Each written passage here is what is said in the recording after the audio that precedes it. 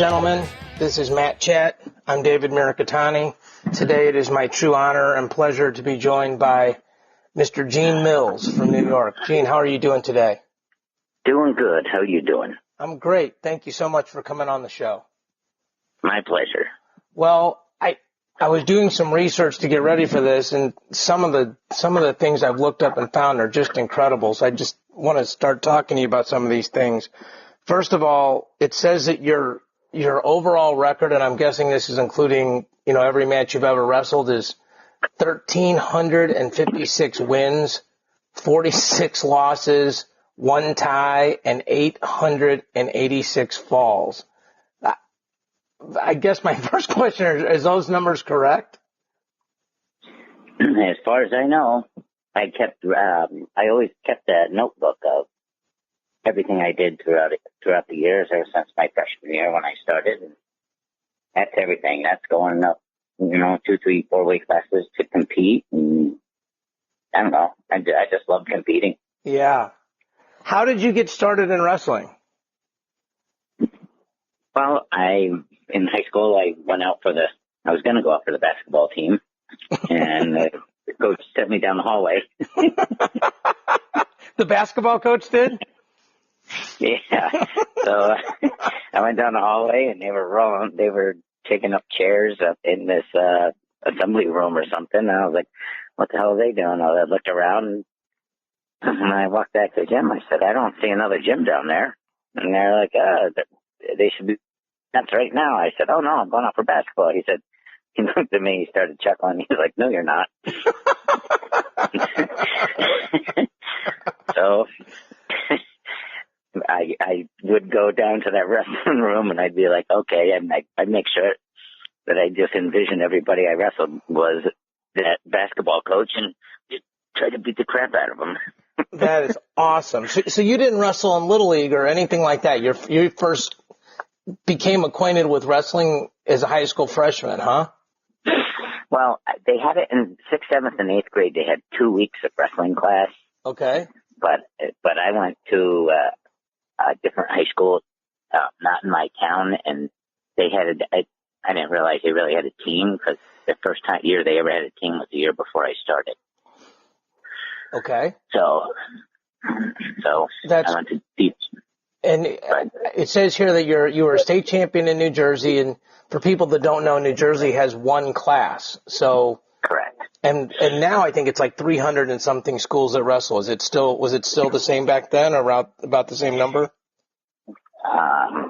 If anything, there were probably more. Yeah, that's probably true. So you went from thinking you were going out for basketball to becoming a state champion in a one-class state and a high school national champion in 4 years. Who were some of the people that helped you achieve that success at that stage of your life? Well, in high school, I had 3 different high school coaches that technically were not very good, but they were phenomenal motivators. They were very good with conditioning and motivating. And those 2 things from all 3 of my high school coaches were awesome. And then as far as technique, my father would wrestle with me and beat the crap out of me. And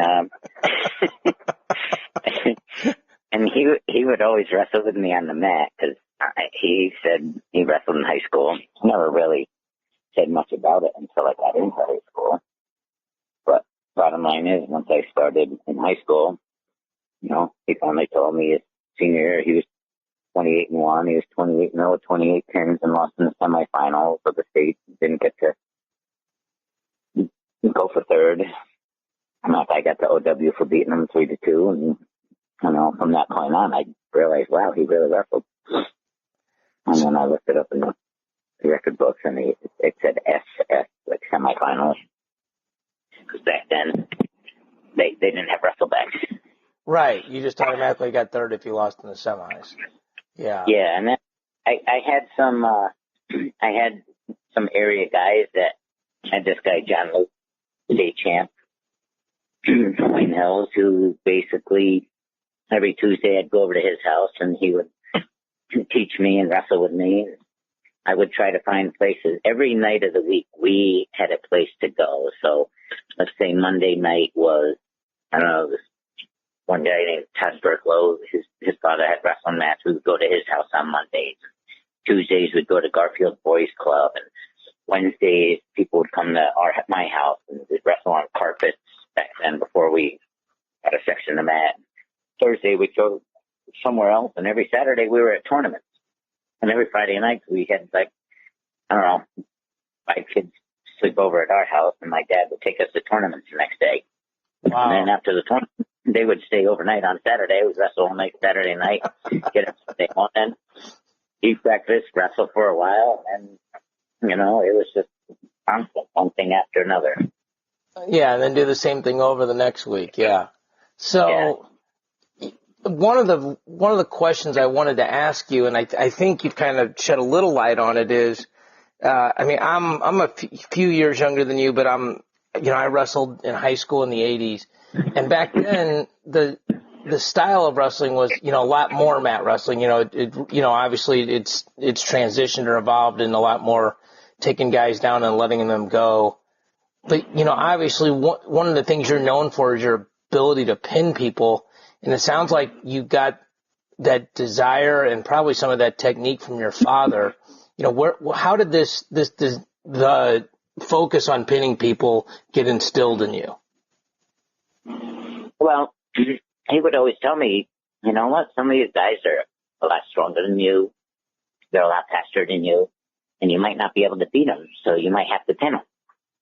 So I would always work on that because, I believed them. And it was true. There were so many guys that were bigger, faster, stronger, and I would have to wear them out and get them into the third period.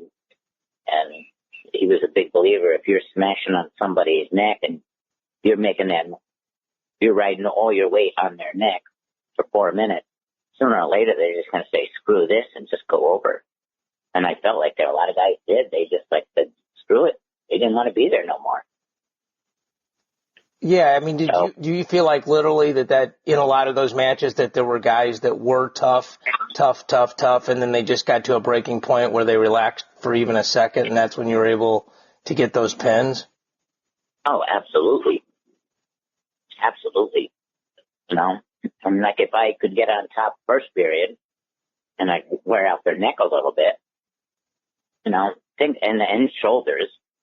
Think about this. How many kids do mountain climbs? And after 30 seconds, they're looking up to see if their coaches are looking, and they're lifting up an arm like, this is too hard. Yeah. Imagine doing mountain climbs with somebody on top of you, smashing your head down and putting 2 or 3 times the amount of weight on your neck and shoulders. I mean, you think kids are wusses and want to quit after 30 seconds. You do that for 4 minutes with somebody on you, and they're going to say, screw this. Yeah. So, I mean, I grew up knowing who you were and you were one of the guys I looked up to. Your style of wrestling, like specifically like the Halfnelson series and some of those other things, how did you develop those series? Because it doesn't seem like from watching it, you came from a tree where somebody did that before you and better than you. It seems like something you sort of, were the next step in the evolution of that. Well, I was kind of in a tough situation my freshman year. I didn't really know much.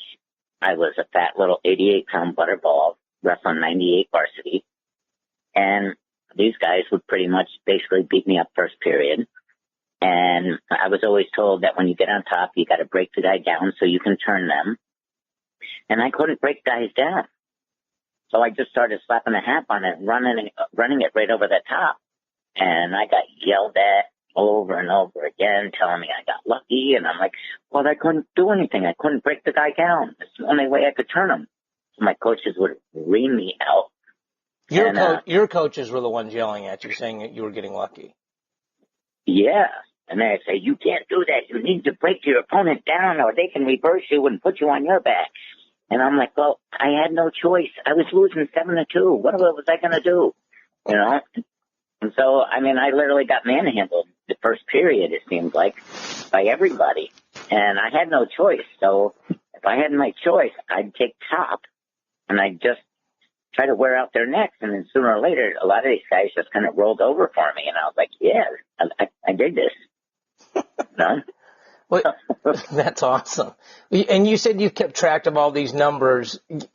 I mean, and I know this is sort of an impossible question to answer, but when you think of all the pins you got in high school, maybe the first 2 years when you were smaller and, I don't know how much you weighed your second year and what weight class you wrestled, but how many of those pins did you get when, you were tied or maybe even losing the match on points?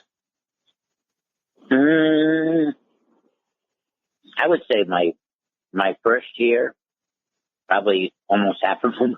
Wow, that's okay. But and then obviously you got better, you were winning, and then when you would pin guys. So, but I mean, yeah. It had to give you a lot of confidence that no matter what the score was, you were never out of the match with what you could do on top. Correct. So, yeah. I mean, and then an example, even when I was on the World Cup team, the world team, stuff like that.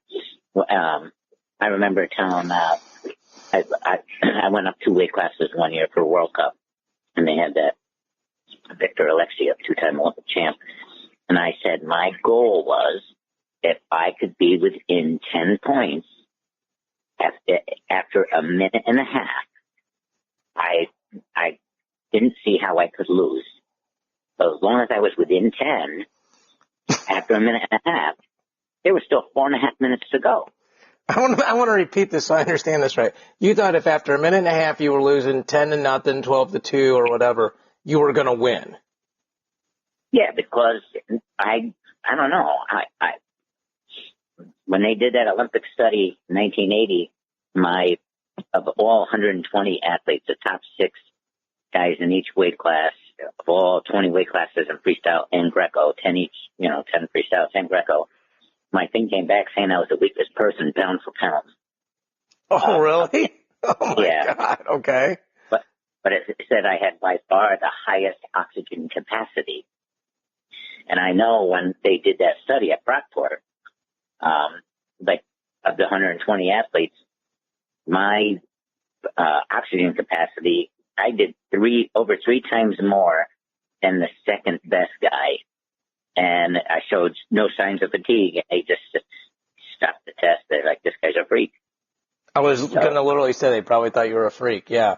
I mean, you're talking about like your VO2 and all those things. That's incredible. Yeah. Well, and my argument to them was, you know what? I might be the weakest person pound for pound, but I don't have to supply blood and oxygen to my muscles because they don't have any. So I'm not going to get tired. Kind of thought I had a point. I'm sorry.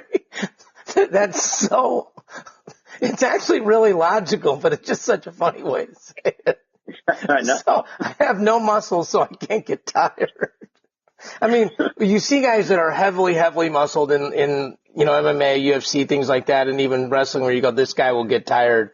I mean, clearly the polar opposite of that is true, but you just never hear that person use that as an argument. So it's very, very funny. So, you get done with high school, and I'm sure you have choices on where you want to go to school. How did you end up at Syracuse? Well, I literally took my national letter of intent with the scholarship offers, put them all on the living room table, and I sat down with my parents, and I said, listen, I know you've never wanted anything but the best for me. This is really hard for me. I'm going to go upstairs. If you guys want to pick out a college, that's where I'll go. And I took like a couple of them, and I just ripped them up, and I said, it's not going to be one of these two. I wanted to go to Montclair. Larry Shacatano was the Wait, say it again. The phone cut out. You wanted to go to where? I wanted to go to Montclair State. Montclair State, okay. It was a D3 school, but Larry Shacatano back then was, I don't know, he was like coach of the year, and they were national champs, and they wrestled at Division I schedule. And he left, and I didn't hear from him for like 3 weeks because he was down at LSU. And then, so I obviously wasn't going to go there because, there was no scholarship involved with that one anyway. Right. But, so my parents said that, we think Syracuse is the best education. So that's where they wanted me to go. Who are the other schools that were on the dining room table that night? Well, Rutgers back then, but, Rutgers is, now is, 1,000 times better than what they were back then. Wilkes College was Division One. Oh, wow. Well, I can't even remember, but there were. It's interesting to me. You really didn't, like most kids, we took our 5 visits and, we really, really struggle with the decision. I mean, you really didn't care? Like you just thought, okay, I'll be good at any of these places? Was that the thought process? Yeah. And when I went to, I remember when I went to, Clarion. Clarion offered me a work study job because they told me I was too small. What weight were you your senior year in high school, Gene? 108. And the college weights when you wrestled, the lowest one was 118 for people that don't know. So yeah. They just thought, okay, well you're never going to grow into to a college 18 pounder. I guess. Yeah. I mean, I guess that was their thought process, right? Yeah, and like my junior year in high school, I cut from 132 to 108. And in my senior year, my mother had me on this, I don't know, was it low carb diet or something? And literally, I ate 10 times a day. And I weighed in. I was weighing 106 most of the year. And then when it came time for the States, I weighed 103, and you got a 2-pound weight allowance for the States, so it was 103. 101 was 103. I could have actually wrestled that. I see. When my high school was 101. So, so when I went on my recruiting trip, I weighed 110, and they thought I was too small. Yeah, well, you can see why they would think that, right? Yeah, in a way. But after 2 weeks of college or 3 weeks in the dining hall, I was like 138 of pure goo. Yeah, well, and obviously you had the frame for it. So, I mean, it ended up working out right. So, all right, so you go to Syracuse. Do you wrestle or redshirt your first year? I wrestled. Okay, and because you were able to get big enough right away. And and for those that, you're a 4-time All-American and you end up being a 2-time national champion. And I know there's overlap here with your international career, but I kind of want to just focus on the collegiate side. Tell me about some of the great matches you wrestled. Like I know you wrestled guys like Joe Gonzalez. Who are some of the other guys you wrestled just during those collegiate years that names would pop out to people? Let's see, I don't know. Let's see, I know in the East-West All-Star meet, I wrestled at Randy Willingham, who won the U.S. Open and the Pan American Games. Right, Oklahoma State. Right, yeah. And he scored the first 2 points and the last 2 points. And if I didn't score the 25 in between, I would have lost. So it was real close, yeah. Yeah. Let's see. I know my senior year, I had to wrestle another guy who was an Olympian, but he was in Greco, though, up a weight. And then Frank Paniano. Mm-hmm. And I got to wrestle him. And at the time, that coach made me a little upset, so I told him I wasn't going to pin him, so I beat him like 36-0. But I don't know. I wrestle a lot of good guys, but I kind of felt bad that my senior year I wrestled that Mark Trezino. Yeah. And Mark Trezino had beaten Olympian Tim Zazeski that year. He beat Olympic champ Randy Lewis that year. He was on the tear. Mm-hmm. And then I know he wanted to wrestle me, and I was 118, and I wanted to wrestle him. So I was trying to talk Coach Carlin at Syracuse into letting me go up to 134 to wrestle him when we wrestled Iowa, and he wouldn't let me. And I said, well, what can we do? You know, talk to Dan Gable and see if we can work something out. Maybe give a 5-pound lightweight allowance so he can go down to 31 or something. But I wanted to wrestle. Right. So they set it up and they did a 5-pound weight allowance, and he took me down right away. And the score was 2-0. And when I was all said and done, I think it was 26-3. Jeez. Yeah. I mean, I wrestled a lot of good guys. I mean, I wrestled, and then that guy who won the Nationals at 126 that year, I think I wrestled him at the Great Plains and beat him 27-2. And then I ended up cutting down to 18 for the team. So. Yeah, I have here your record was 144, 5-1, and with 107 pins. And so it sounds like, you know, you obviously just took what worked for you and obviously elevated it to continue to work against the level of competition you had there. I mean, did you ever have any doubts that just, you know, being heavy on these guys' heads, you know, the mountain climber analogy, you know, the pressure on the neck, did you ever struggle in college where you thought, well, maybe this won't work, or was it a pretty easy transition for you? It was a pretty easy transition because I felt like when I was wrestling, that was my my safety net, my safety zone. So if I ever got uncomfortable wrestling these guys that were so much bigger and stronger, I just had to get on top, get me on this head for a while. Okay, maybe they're too strong to turn at the beginning, but I seem to get pretty lucky in being able to wear them out and turn them. But I think I also, when I got on somebody's head, I felt like that I got my weight and pressure up forward enough where I was really making a commitment where most people don't. They're kind of afraid. What if this? What if that? And me, I didn't give a crap about the what if because I wanted to turn them. Yeah. You know? You're right. A lot of people I think one of the things that jumps out to me talking to you is that, you know, most wrestlers have a position or two or a situation or two where they're confident. You know, like maybe somebody likes an underhook to the left side, or, you know, somebody gets into a tilt position, they know they're good, or they know they can hit their stand up on almost everybody. You know, for you, it was an entire position. It was just being on top, which you get at least one shot at that, you know, for sure because of your choice. And a lot of times, you know, guys, if they don't know any better, I'm sure they figure this out pretty quick, but a lot of guys typically pick down.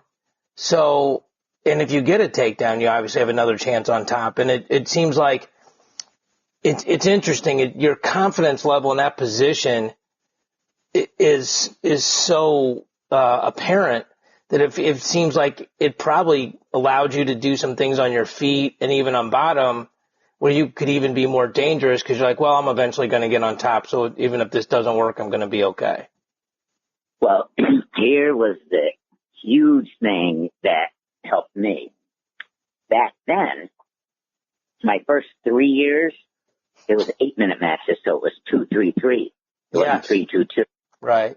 So you figure 2-3-3, second and third period, you had a choice of top or bottom. The other guy got it the following period. You didn't have a choice of neutral. That's right. Yeah. So somebody was stuck underneath me for 3 minutes. So my whole thought process when I got on top of somebody, when it was my turn to get on top, I'd be giggling inside. I'd be like, good luck to you, my friend. Go ahead. I'm sorry. Go ahead. No, and if I had somebody really, really good and I had my choice of top or bottom second period, I would always take top so I could wear the living crap out of them. And then third period, if they survived second period, they would be dead because think about doing a 3-minute mountain climb with somebody freaking trying to drive 200 plus pounds with their legs and hips over you. It just wears the living crap out of you. Now it's a different story. You know, you can see they have a choice to go on your feet. Yeah. You know? Yeah, that was So, going to be my question. Like, how do you think, going from 233 to 322 and the ability to defer and, your choice not affecting my choice and me having the ability to pick neutral, how do you think you would have had to strategize differently with today's rules? yeah, I honestly don't know. I would probably, if I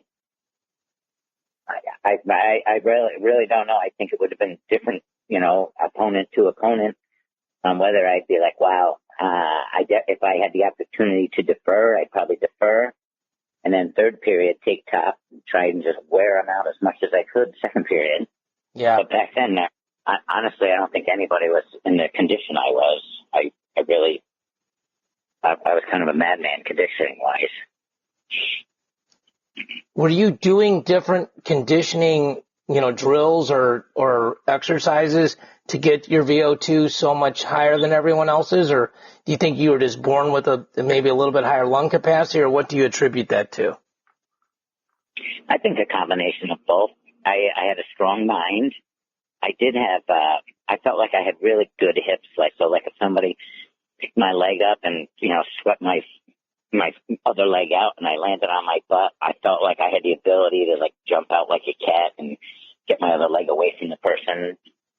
And I just think that wore a lot of people out also, because they would expend so much energy in order to get a takedown. And I would expend a lot less trying to stop them. And then even if they did get it, I was really good I was really comfortable and good on bottom. And most people, if they were smart, would let me go. And if they didn't let me go, well, they were going to get reversed to their back. So I can't count how many times, even in freestyle, I can't count how many times coaches would yell, do not try to turn him, do not try to turn him, do not try to. And the guys would be pinned, but they were trying to turn me. You were pinning guys from the bottom? Yeah. Even in freestyle? Yeah. Wow. Okay. I guess I should ask, what were your techniques or strategies you were doing to be able to accomplish that? I would use other people's momentum and strengths in the same direction and try to have pivotal points. Let's say somebody was going to gut wrench me. Uh-huh. I would let them load me up in the lap. I would put my heel to my butt. And when I would get halfway over, I would swivel my hips over and end up on top and pinning them. Other times when guys would try to gut wrench me, I would take my heel to my butt and I would use my shin to open up their leg. So instead of being on their side, all of a sudden I'd take their top leg and press it down with my shin, and now they'd be literally laying on their back, and then I could slip my right heel in and end up in double grapevine and pinning them. Or if it was too late to stop them, I would literally jump over and help them and end in a headlock. There were pivotal points of where I would make decisions halfway through the move. Okay, he's going to give me this. Oh, he's not going to give me that. Oh, shit, this is really tight. I better go with this as fast as I can and make sure I land at a 90-degree angle instead of next to him so he can recover on top. So, and I believe it was all from just, being on a mat so much and understanding what you could and couldn't do, and then having the confidence to, attempt it. Yeah. Well, and it's interesting. You still can graphically, step by step describe those techniques, which, obviously means you sunk a lot of time and effort and strategy into that. So, it's interesting picking the brain of a guy like you. I want to jump to 1980. So you're still a collegiate wrestler, but you also that year, and I just kind of want to lay this out for people. You won the World Cup and you were the outstanding wrestler of that tournament. You won Tbilisi and had no black marks, first time ever. You pinned the Olympic gold, silver, and bronze medalists in that tournament. And people that year, not in that tournament. Between the World Super Championships in Japan and the Tbilisi tournament, I for people that don't understand, Tbilisi, we've had less Americans win Tbilisi than win Olympic gold medals. And I've heard stories, you know it better than me, but I've heard stories like, they just keep rolling Russians out at you back then. They pull guys out of the stands and crazy. And I want to get into that. So let's start there. What was it like to wrestle in Tbilisi? Are the stories true? And how amazing was that to win that tournament? Well, I think we brought 20 Americans over to that Tbilisi tournament in 1980. And there were only 3 of us with winning records. And in the tournament? 2 guys. No, and actually on the whole tour. Okay. And on that actual tour, I went 9-0 with no bad marks, but the next best record was 5-4. And everybody else had losing records. We had national champs that were 0-7 on that tour. We had, I know at one point we had 2 Olympic champs that went 0-7 and got pinned all 7 matches. That was not on the 80 tour, but that was another year. And it was just, the thing back then is one person at the Worlds or Olympics would represent the USSR. That meant all those Russian communist bloc countries. Right, which now it's all broken up, correct? Yeah.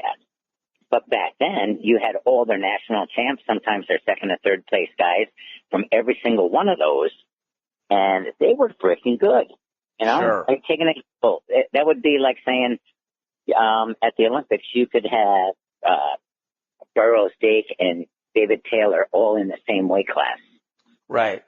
Yeah. You know what I mean? Like if they broke up the USA into the East, the West, and the Midwest or something like that. Yeah. Yeah. Not even. But if you have an international tournament and USA gets 3 entries and they're the best 3 guys in the world. Sure. These other countries, wow, they're going to go 0-3. You know what I mean? It was really a sight to see. But I think I had a little different motivation, I think, at that point in time in my life. And back then, we were training to go to Tbilisi, and we were told that was the hardest tournament in the world, and we only had 4 Americans ever win it in 22 years. Right. And that was also the month before we went, I don't know if you saw that movie Argo. Yeah. Well, the Iranians were taking over the U.S. Embassy over in Tehran. Tbilisi is only like 125 miles from the Iranian border, and everybody in that area considered themselves Muslim followers of Ayatollah Khomeini back then, more so than they did their own communist country. And I don't know, it was a rough time. But not only that, the Russians were taking over Afghanistan. And we were at the training camp in Lincoln, Nebraska, when President Carter announced that he prefers that no American citizens go to the Soviet Union and go to the Olympics, and that we might boycott. And it wasn't official yet, but he had made that announcement, and the Russians knew about it already.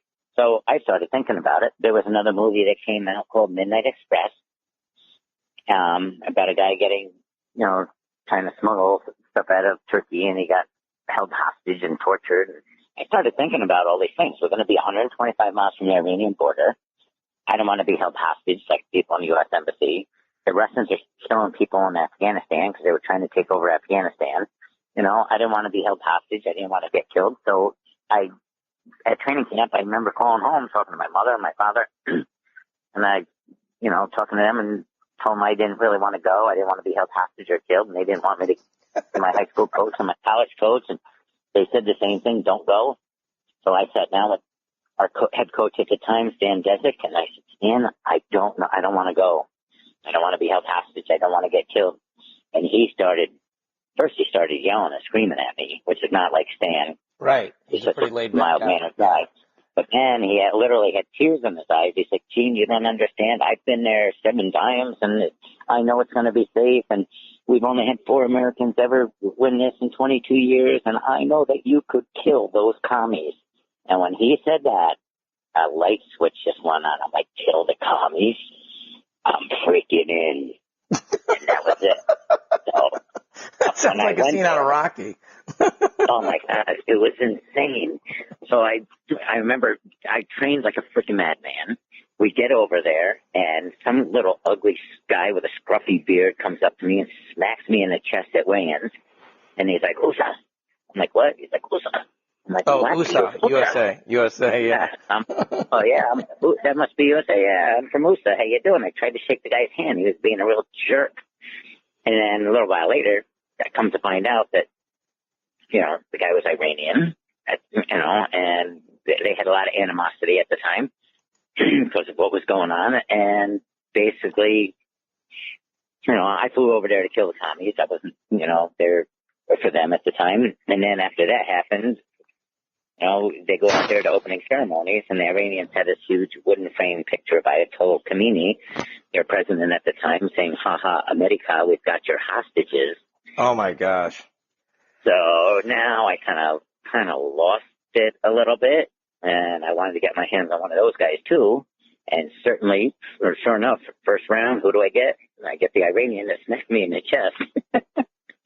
And so start the match out as like 5-5, and next thing you know, I got him on his back, and the guy, tries to gouge my eyes out, and he grabs me by my boys, which had never happened in my 40 years of wrestling. Yeah. But the guy grabbed me by my boys, and then I lost it, and I went bananas on the guy. And next thing I know, it scores like 27-5. I've got him on his back. I'm squeezing, and the guy's trying to bite me in the face. So I grabbed a hold of his hair, and I started biting out his beard. I literally bit to his skin. I didn't bite him. I bit to his skin, started ripping his beard out, and every time I would bite and rip his beard out, he would scream. The Iranian team was on the side of the mat yelling and screaming.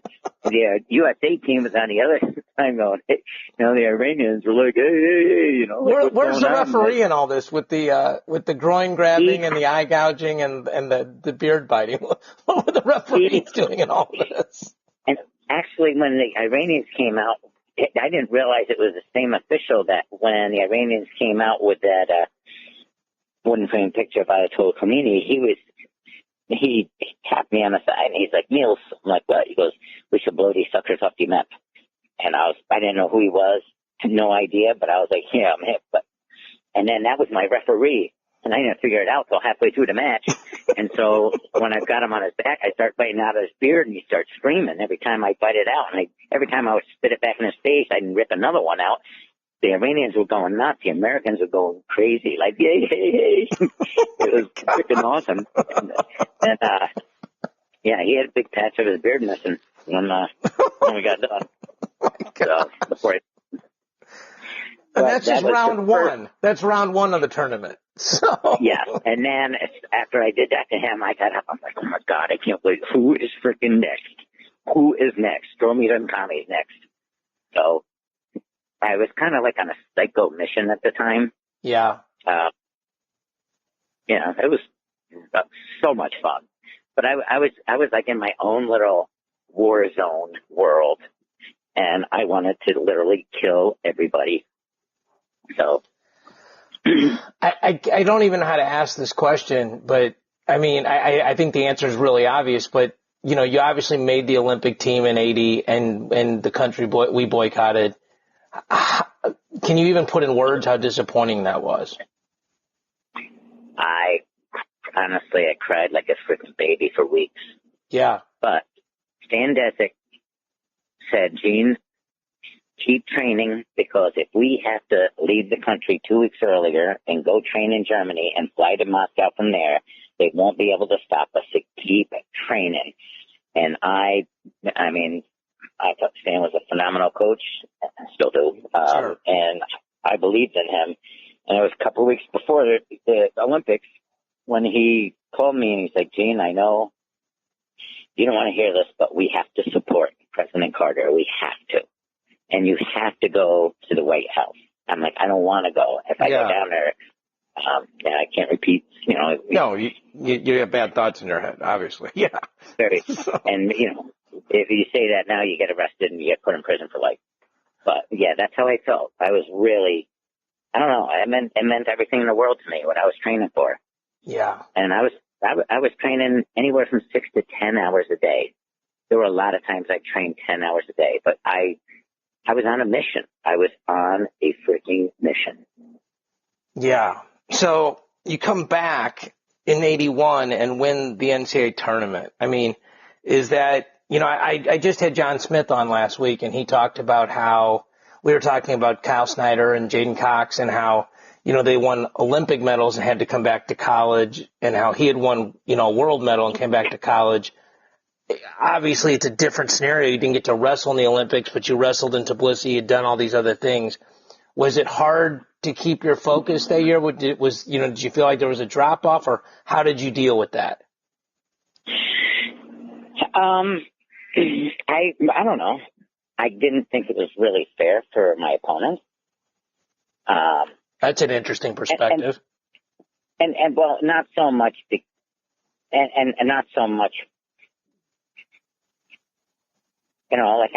I think it's great that, college kids have an opportunity to wrestle Jaden Cox and Kyle Snyder and try to beat them. But back then, I don't know, I just felt like I was on such a crazy different level than everybody. I didn't know how really fair it was, And I felt like my toughest opponent my senior year by far was Joe Scale from Toledo. Okay. Toledo Scale. Oh, okay. And okay. But I don't know. But then I remember getting a call. I gotta explain to the young people who are listening that Toledo, because they've never been on a Toledo Scale. Those are the big ones with the gigantic dial, and it would, it almost waver when you would breathe, and, you could hold your breath or think light and all those things. So yeah, we have a lot of young people who listen to this show, and you actually snuck it by me. So I got to make sure that people understand that. So you were cutting a lot of weight your senior year. Yes. Why did you cut? I mean, you're an Olympic level athlete. Why didn't you just go up a weight class? Because my coach said I was the only guy who can make 118 on our team. So I did it for the team. Who did you beat in the finals that year of nationals? I don't remember. Some guy from Michigan, Central Michigan. Okay. John. Hartupy. Yeah. Hartupy. Okay. So your senior year, it sounds like, I mean, Coach Smith said the same thing, that it's hard to get motivated, that, it's not a level of arrogance, it's really a level of fact that you're training for, he was saying like the Russian, the Cuban, same kind of thing you are, you're training for these guys, and, you just got done within a year ago of spitting people's beards out and, winning Tbilisi, almost causing an international incident. And, to come back and, wrestle in a college gym and a dual meet in November, December had to be, kind of a letdown. For a lot of guys, winning a national title is, the pinnacle, and it's a great goal. I mean, a lot of us haven't done that, but, when somebody's got to your level, it's almost like an afterthought. So it's. I had other motivation. Okay. For the fact that the NCAAs were going to be in my home state, where I won my high school state championship. It was at Jadwin Gym in Princeton, New Jersey. Okay. And I knew everybody from Jersey could be there to watch me do it. Okay. And then my other motivation was Ron Good from Amateur Wrestling News had called me, and he said, "Gene, I'm looking at your schedule right now. You have the opportunity. You have 26 matches left in your high school or your college career." Okay. Or something like that. I mean, it was 21 days. If I pin 19 out of 20 or 25 out of 20, I forget, whatever it was at the time. He said, if you pin everybody, but I can let one guy go. He said, but if I pinned everybody the rest of the way out through the NCAA finals, I could break the NCAA pin record.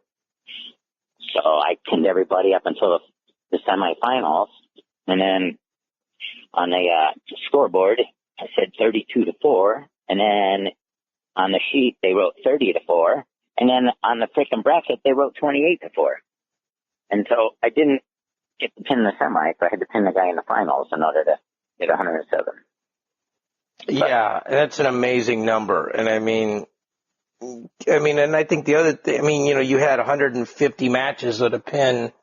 Obviously, over 2/3 of those guys is just crazy. I mean, it's so hard to beat guys in college, and much less just roll through and pin guys. So, well, I talked to a couple of friends of mine, and they passed your number on to me, and they just, they think the world of you, and I do now, just in the short time I've talked to you. Tell me, what are you doing these days? I know you're still involved in wrestling. Tell folks a little bit about your camp and all those kind of things you're doing. Well, I'm a high school phys ed teacher, and I'm a golf and wrestling coach. And I love both. I own a wrestling MMA gym, my assistant coach, where we offer everything for, from wrestling to all kinds of MMA stuff. Okay.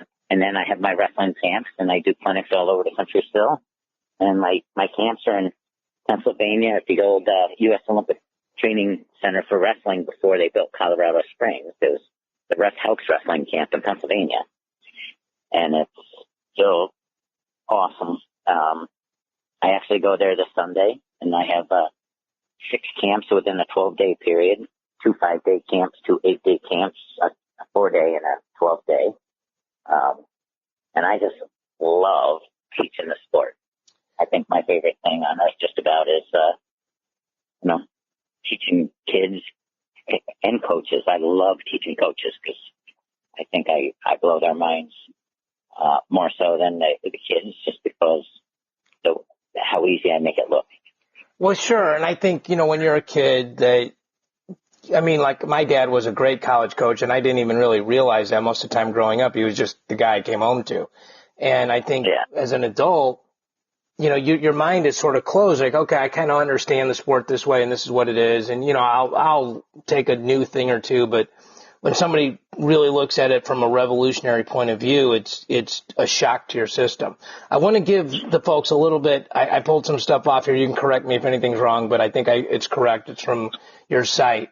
The camp is 107 acres with 17 acres of a fully stocked lake for fishing and boating. The wrestlers are housed in cabins located near all the facilities, including the pool, dining hall, recreation hall, and weight pavilion, as well as the 3 wrestling pavilions with 2 to 3 full mats on each.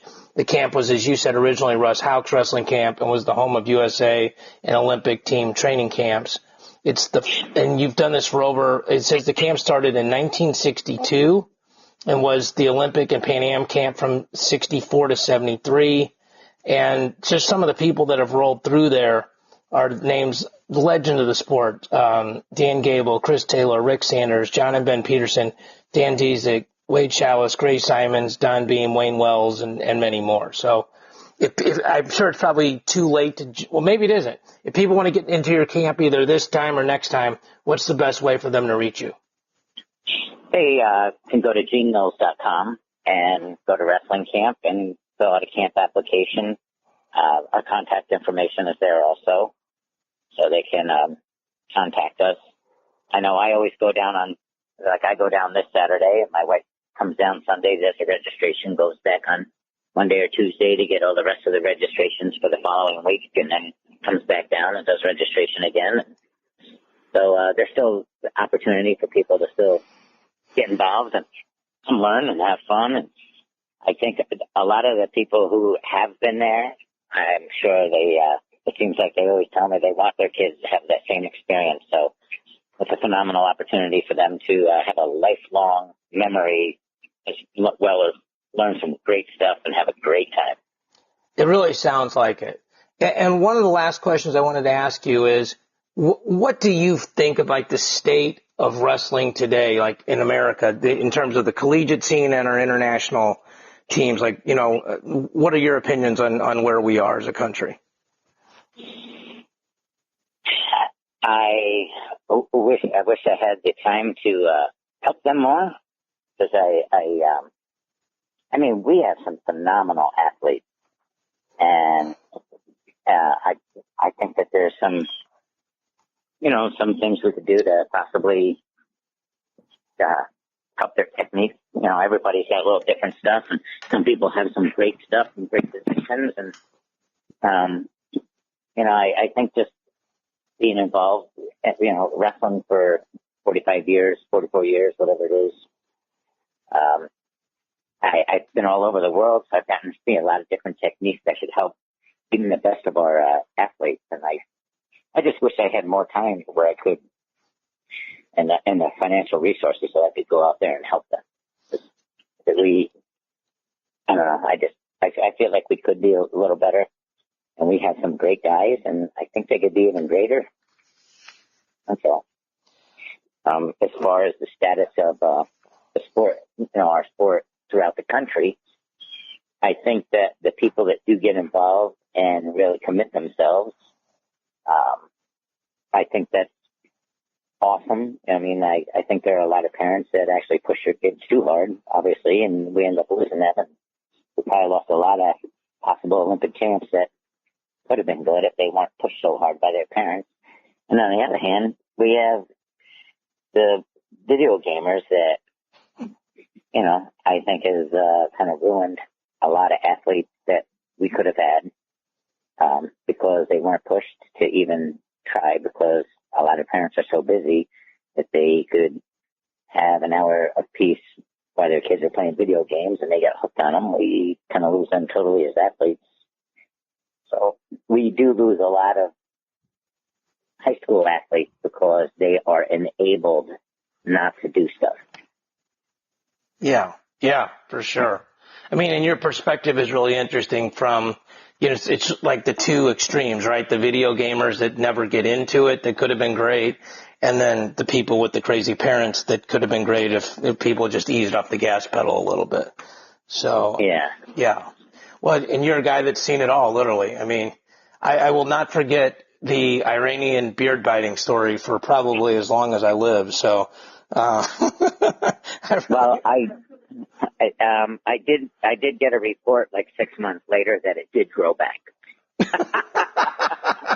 So no permanent damage. Okay. I don't know if that makes you happy or unhappy, honestly, based on the story. Maybe you wish there had been some damage. So yeah.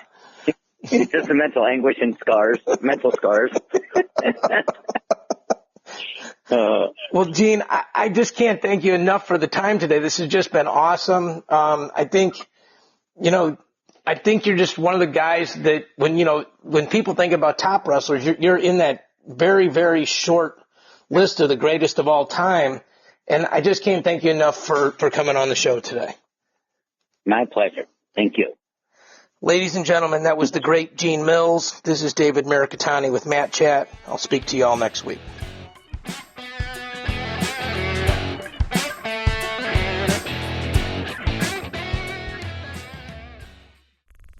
This show is part of the Matt Talk Podcast Network. For more wrestling podcasts, head over to MattTalkOnline.com.